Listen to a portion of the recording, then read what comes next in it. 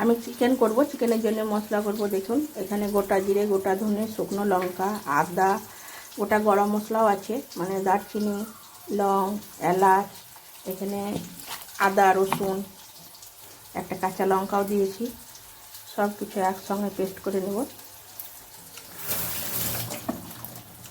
পেঁয়াজটা কেটে নিয়েছি আর এগুলো ভালো করে পেস্ট করে নেব। আমি দেখুন কড়াইয়ে তেল দিয়ে দিয়েছি, একটু চিনিও দিয়ে দিয়েছি। পেঁয়াজগুলো সব দিয়ে দেবো, পেঁয়াজটা ভালো করে ভেজে নেব। পেঁয়াজটা দেখুন আমার ভাজা হয়ে গেছে। এখানে একটা টমেটো বড় নিয়ে নিয়েছি, কুচি কুচি করে নিয়েছি। আর এখানে বাটা মশলাটা আছে, যেটা মশলাটা বেটে নিয়েছি ভালো করে।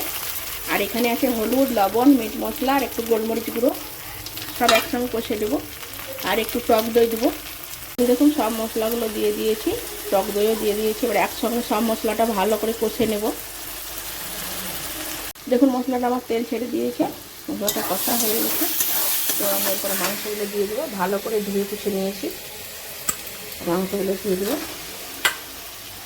ভালো করে কষবো।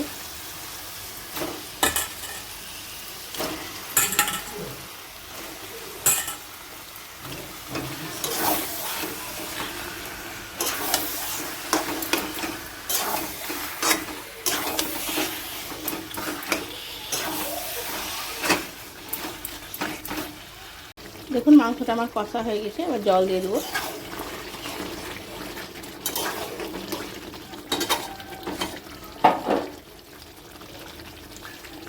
দেখুন চিকেনটা আমার একদম রেডি হয়ে গেছে।